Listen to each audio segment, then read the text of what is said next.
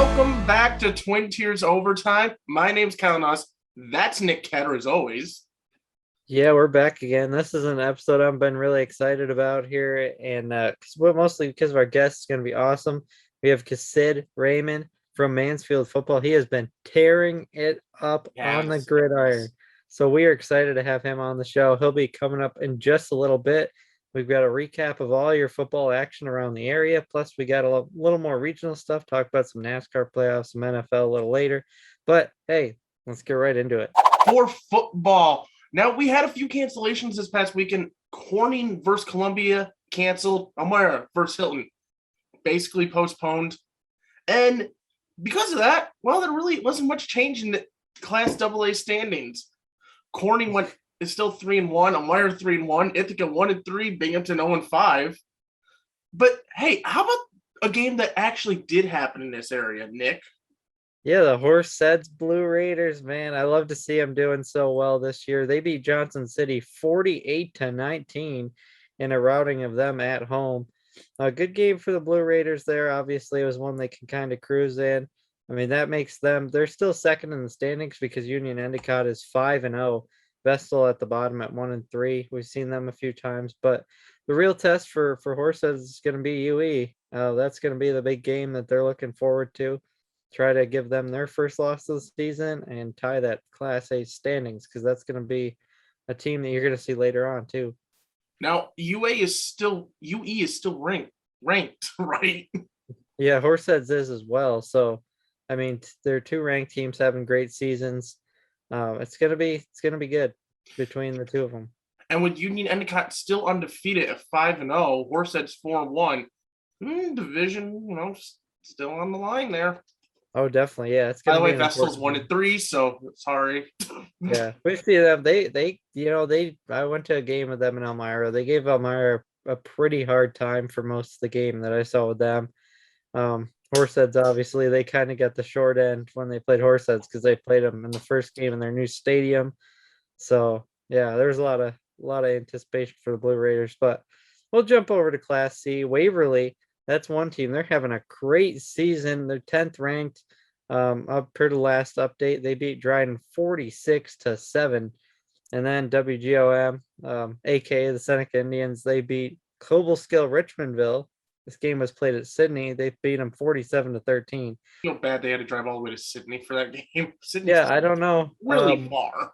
I know Tioga had a game moved a couple weeks ago, maybe last week, but that game is also at Sydney. So I guess Sydney has become like the neutral site for all the games that need to go to a neutral site. I mean, it's the only thing that makes sense.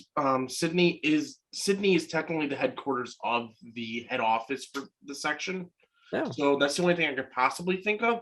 But even then, that feels like a stretch. Yeah. I mean, it's kind of cool. I mean, if you consider it in like NFL terms, you'd be like, oh, you can't play at your stadium. We'll play at Canton, Ohio on the Hall of Fame field. I mean, but instead you're playing in Sydney. Yeah.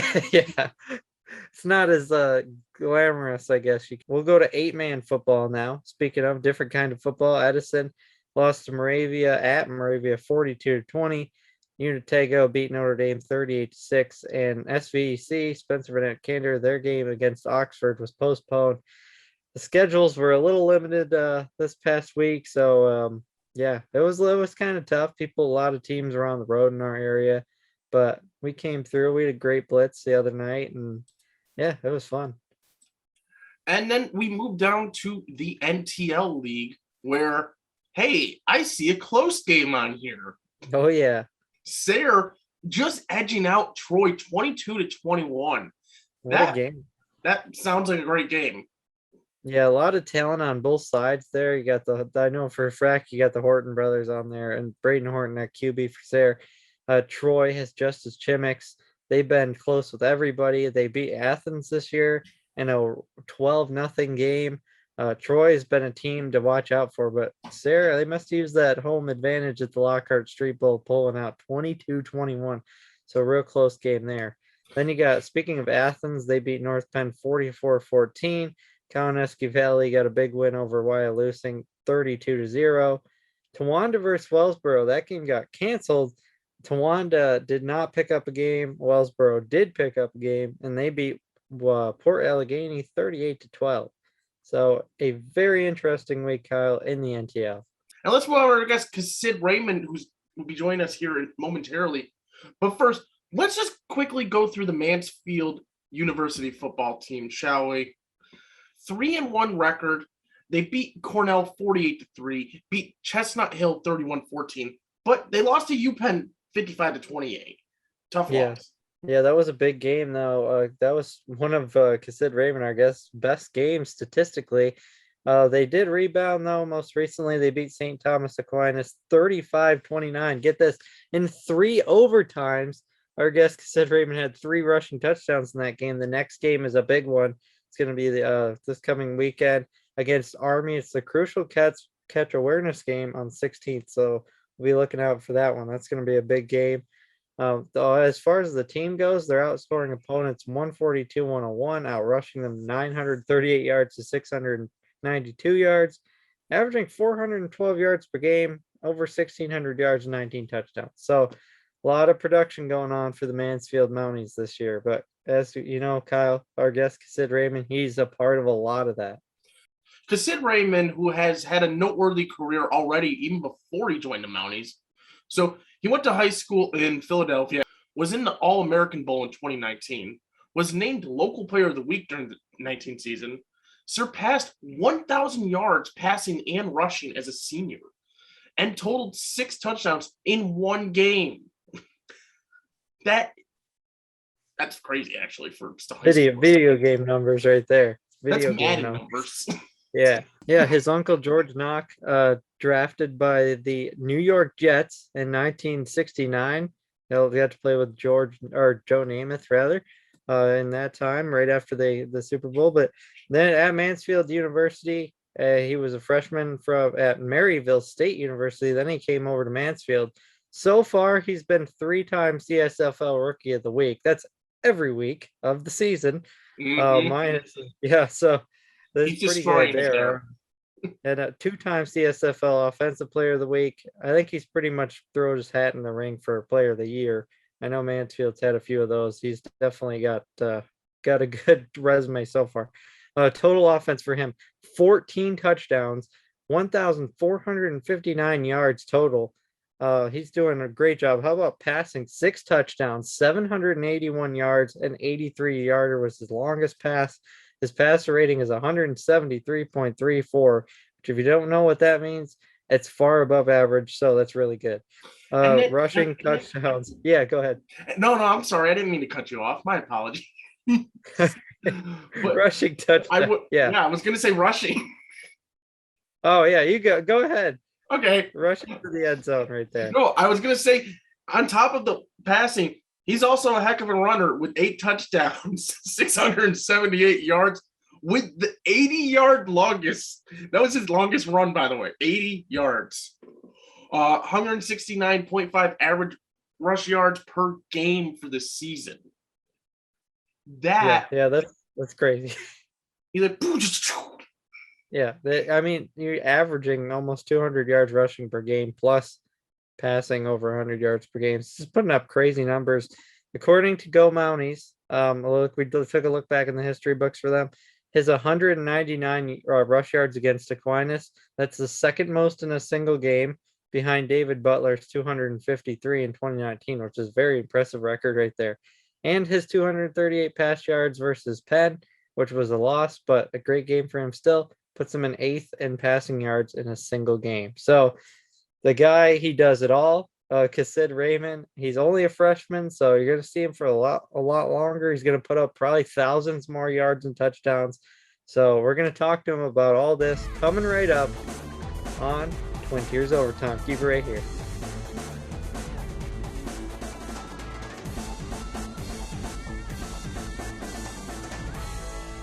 All right, welcome back here on Twin Tiers Overtime. We are joined by Mansfield University's quarterback, Cahsid Raymond. Thank you for joining us today. No, thank you. Thank you for helping me. So before we get into this season, we know you're doing great for the Mounties this season.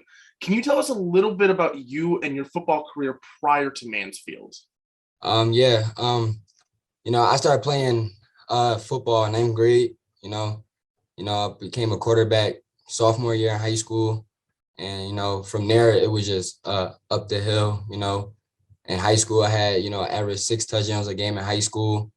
When I came out of high school, I went to a prep school in Florida, played quarterback there for a few, then transferred out of there and went to Mayville State in North Dakota, transferred out of there, and I'm here at Mansfield. So I'm glad I'm here. Awesome. So spoken like a true journeyman. You had a long football career already. Who was your biggest inspiration for football, and who's your game modeled after? My dad. My dad played for Bethune-Cookman. My dad just, you know, he always on top of me about everything, you know, school, football, and he the one that motivated me to play quarterback because, you know, I wanted to play receiver, but he motivated me to play quarterback, and I'm glad that he did. So I give all my props to my dad. Yeah. Now, according to the Mounties website, your uncle, George Nock, had an impressive career in football, 1969 New York Jets draft pick. Talk about your relationship with him or your experience. My experience with my uncle finding out he played in the NFL, you know, I was hyped, you know, going around school. Oh, my uncle played in the NFL. You know, a lot of people didn't believe me, but, you know, I believed it because I knew it. But me and him, we were real close. You know, he would tell me about the game, you know, to always stay focused. You're going to have ups, you're going to have downs. Never stay down. Always pick yourself up. So, like, he was really, like, you know, motivated to me too. So, like, you know, I just kept striving and kept going and things like that. So he was very, you know, close to me. And he played at my high school. And I broke his rushing record at my high school. So. Well, it must have been a very cool moment for you with all the success. Obviously, football runs in the family for you. Yeah. And so we've seen your success in football for the Mounties. We know you've been at a couple schools. What attracted you to Mansfield? No, I got a phone call, and my high school coach is like, you know, we got a school in Mansfield, and I was like, you know, I'm down for it, you know. So I just, you know, just followed my path, came here, talked to Coach Evans. We had a good conversation, talked to Coach Woods, had a good conversation, and I talked with my family, and they was like, this is the best route to go. So I came here. Now let's talk about this season. You've earned a lot of awards already. Only a few weeks into the season, too.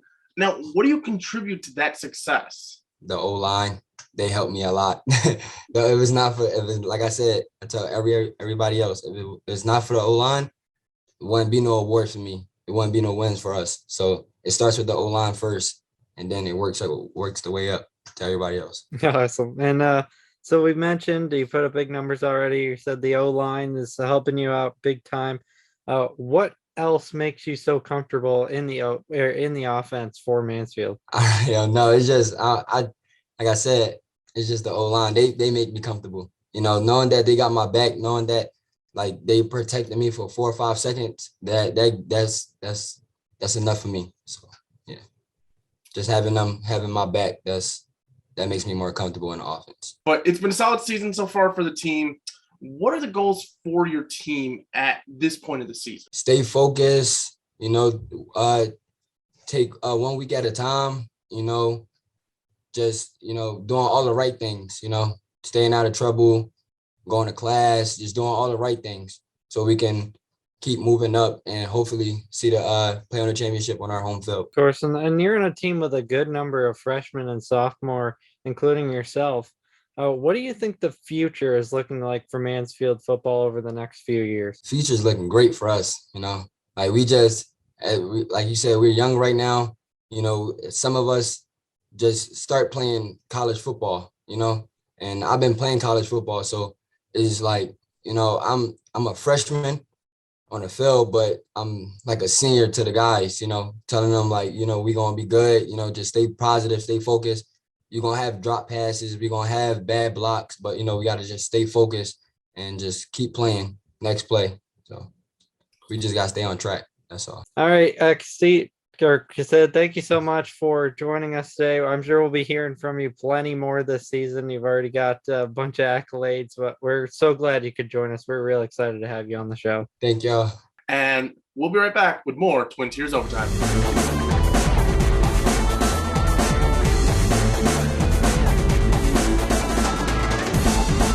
Hey, welcome back to Twin Tiers Overtime. You just heard from Cahsid, Raymond, Mansfield, Mounties quarterback. He's having an amazing year. You know, we also wanted to mention before this, especially I know Kyle, you were talking to me about it before. Head coach John Evans. We didn't talk to him on the record, but we did talk to him right before the interview. That was a great conversation as well. I know we were glad to talk to Cahsid, but while we were waiting for him to come over from class, I believe we talked to head coach John Evans about the season as well. Yeah, we did. And honestly, that was the first time that I believe that you and I both talked to him. And I took away from it very, very nice dude. I like talking to him. Yeah, we learned a lot. He's from the Horseheads area too. So it was cool. He was talking about having some Horseheads and Elmira kids on his team, and he likes to recruit them, which is cool. We figured we should mention because we cover Horseheads and Elmira on the show. He really likes to keep it local. Mm-hmm. And then you see such a great team this year. I mean, at 3-1, and a lot of that is you can have a lot of pride. I know Mansfield's not too far away from here, but you can have a lot of pride knowing in the mix of all the great athletes at Mansfield right now, there's some Horseheads and Elmira talent. There's some talent from around the area too. So that was cool. And Coach Evans himself is a local product as well, even though he's been around to a few schools. So very cool there. We really enjoyed talking to Cahsid too. I mean, he's from the Philly area, as you learned, but he's quite an experienced quarterback for just being a freshman now. And you know what? He's got a great background. He's having a great season now. Before we move on, I just want to let our viewers know that the next home game for Mansfield is on the 16th at 1 p.m. versus Army. Oh yeah, that's going to be a big game. We definitely want to throw that in there. Yeah, I highly recommend going down there, and if you're free, go and watch some Mansfield football. Yeah, I mean, that team as a whole is doing really well. As you heard Cahsid say in the interview, his line is giving him all kinds of time to do all kinds of great stuff. We heard their defense doing a great job. They got a linebacker in there from Horseheads doing a great job this season. So definitely good stuff for the Mounties. But and on top of that, this past weekend's game, they were actually down at halftime, like 21-7. Yeah, I believe it was 21 to. Yeah, it was like 21 or 22-7, and they actually came back and forced overtime to win the game. And anyway, our sports historians and us were very excited when we found out a little bit about Cahsid. He did tell us his dad played football at Bethune-Cookman, so very cool nugget there. And his little brother's playing football as well, so very cool. So it's running in the family, but most notably his uncle George Nock, as we mentioned before the interview and in the interview, drafted by the New York Jets from Morgan State, a pretty legendary player at Morgan State. Also the New York Jets, he was an acclaimed artist in addition to that. So interesting there. We had to look back at some of his stats and stuff. Played in the NFL from 1969 to 1972 with the Jets and Washington Redskins. He also went to Ben Franklin High School, same as Cahsid. Played at Morgan State, as we said. Returned to punt for a touchdown in the Orange Blossom Classic in 1965 against Florida A&M. So as a senior in 1969, he led Morgan State's rushing attack to a 9-7 win over Grambling State in the first game played at Yankee Stadium between HBCUs. So Kyle, you're a Jets fan. This was pretty cool knowledge to acquire. Yes, having our guest. So and with him talking about it was very cool. Well, Tell us a little more about the Jets career of Cahsid Raymond's uncle George Nock. Well, Nick, he was selected by the New York Jets in the 16th round. 16th round. Hold on, 16th round? That sounds insane right now. Yeah. Can you imagine if there were 16 rounds to the draft still today? Oh, I know. That would be a long. We think the draft is long now. 16 rounds? That's like five or 6 days. 416th overall pick too. So I mean, 416th overall pick of the 1969 draft. He only played in 2 regular season games, plus the AFC playoff game against Kansas City Chiefs as a rookie. But Nook's biggest season in the green and white came in 1970 when he played in all 14 games, starting 9 of them, rushed for 402 yards and 5 touchdowns on 135 carries. He also added 146 yards and another TD on 18 receptions. his 548 scrimmage yards.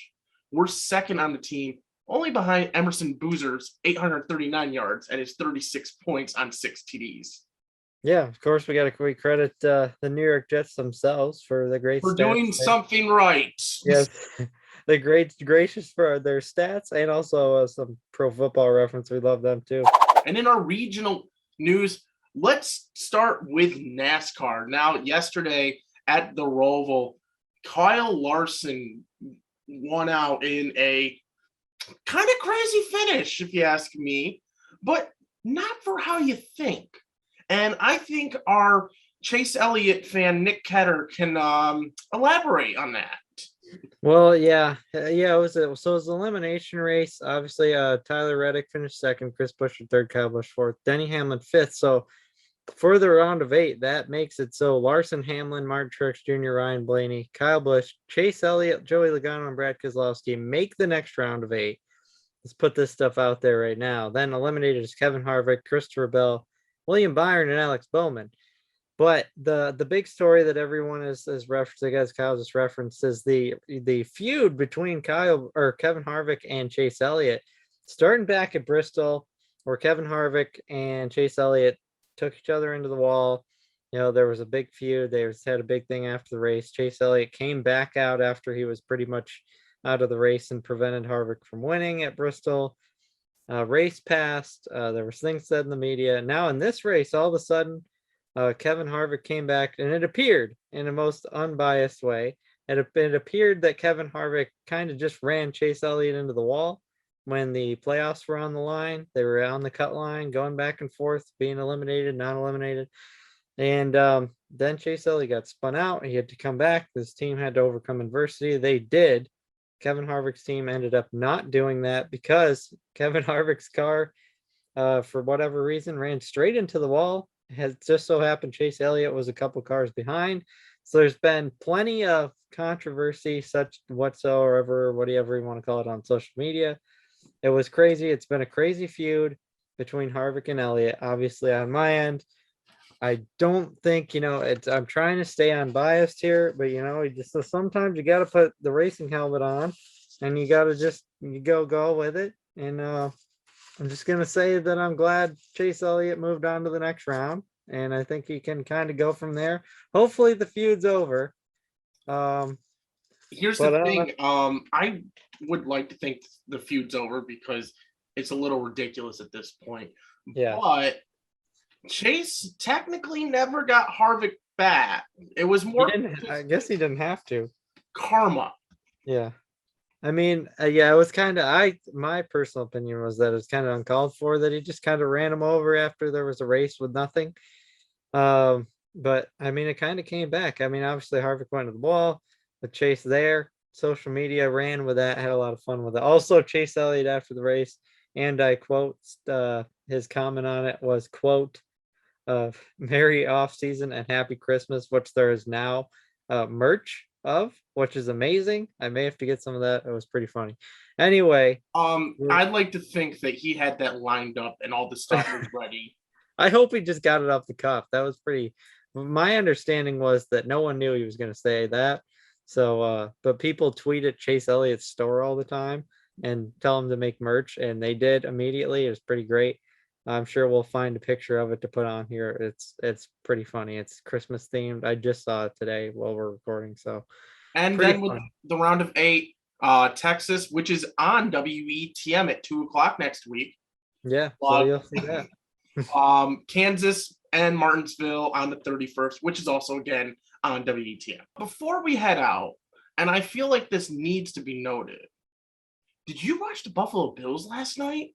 I did watch the Buffalo Bills last night. They stomped the Denver Broncos division rival Chiefs, which sadly the Broncos could not win against Pittsburgh. If you didn't know, I'm a Broncos fan. Yeah, so sorry Steelers fans out there. I'm sure they're just fine with their win over the Broncos. But anyway, the Bills, Josh Allen hurdled the guy. It was a crazy. Bills fans are having a fantastic year. You go in there and you stomp the team that beat you in the AFC or championship game.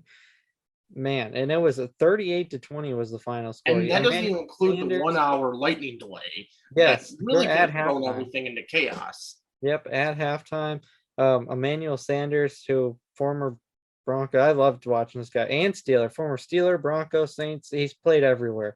You've heard from him on our sportscast as well. But man, what an addition. I got to say that he's been to the Buffalo Bills. 2 touchdowns for him last night. Also, it would be a shame for me not to say Dawson Knox. The guy has a touchdown in like 5 straight games for the Bills. And Josh Allen in that defense, the defensive front as well, is playing lights out football. The Bills having a very exciting year if they can keep this momentum going. Well, and last night on top of it, they just dominated the entire game, even with really poor officiating on both sides, including what I think is really the defining call, I should say, of this game was that terrible roughing the passer penalty on the Chiefs. Because I know a lot of people are forgetting it, but the Chiefs were kind of rolling there. They were starting to get some momentum going, and if that wasn't called, Josh Allen would throw an interception. Yeah. I mean, it was interesting because the Chiefs kind of had their backs against the wall already. They were missing Chris Jones on the defensive front, so they were down. They basically didn't really pass rush at all, but they started to at the end there, and that penalty had a big deal with it. I am surprised though that a missed field goal didn't have anything to do with this game, because the entire Sunday of football was filled with missed kicks, missed field goals. It was just wild, including the Bengals Packers game, which was insane. Yeah, it goes to overtime, and then Mason Crosby, who missed 3 straight field goals, kicks the game winner. But previous to that, the Bengals kicker kicked one, hit the flag on the outside of the field goal post, and thought they won the game.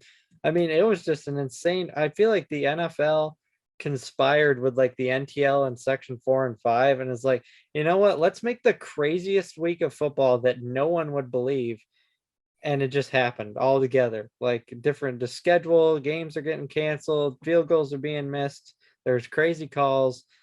Everybody's, crazy games, close games. Wow. Just to finish up here, though, I gotta say the Bills, they impressed me, because after that, again, terrible freaking call, the Bills took advantage of that, marched down the field, Josh Allen just leaped over a guy. He played Frogger. Yeah. And they scored a touchdown, and basically just they remained dominant. They killed 7 minutes on the clock in that drive. Yeah, and that's it was impressive. Honestly, I was really shocked. I knew after they got the ball back late in the game that the game was going to be over after the interception there. So I like walked away, went upstairs and sat down again, and the game was over. I was like, wow. So they did have a very good drive at the end of the game. Great clock management by them. But this was the game I thought was going to be a huge test for them, and they really showed out. So watch out for the Buffalo Bills. I'm glad I picked Buffalo to win that game. Yeah, they're looking really good this season. On top of that, Dallas beat the Giants 44-20. Giants come out of that really banged up. Daniel Jones, concussion. Saquon Barkley, foot injury. I know they also lost a wide receiver on top of that. Was not a good game. Tony looked great. I mean, Kadarius Toney looked great. I'll just point that out there. I know I've said it before. I've said it a million times. I tweet it all the time.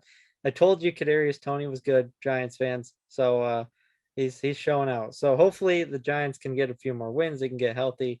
That was a tough game for them against the Dallas Cowboys, though. They did, Kyle, so they got banged up. Then, Kyle, you had the London game. I don't know if you were looking forward to it or not. I wasn't looking forward to it, trying to get up at 9 a.m. And then on top of that, just to see they blew it. Yeah, they did finish it off against the Titans, but couldn't do it in Tottenham Hotspur Stadium in London, or in the UK, whatever it was. But yeah, so we've been talking for a long time about the NFL here and NASCAR. So we'll wrap up this episode. He's Kyle Nuss. I'm Nick Ketter. You know where to find Twin Tiers Overtime on mytwintiers.com for all of our latest updates. And, check out 18 Sports. Check out the website you're on. Thanks for watching again. We'll be back soon with another episode of Twin Tiers Overtime. Have a good one. Later.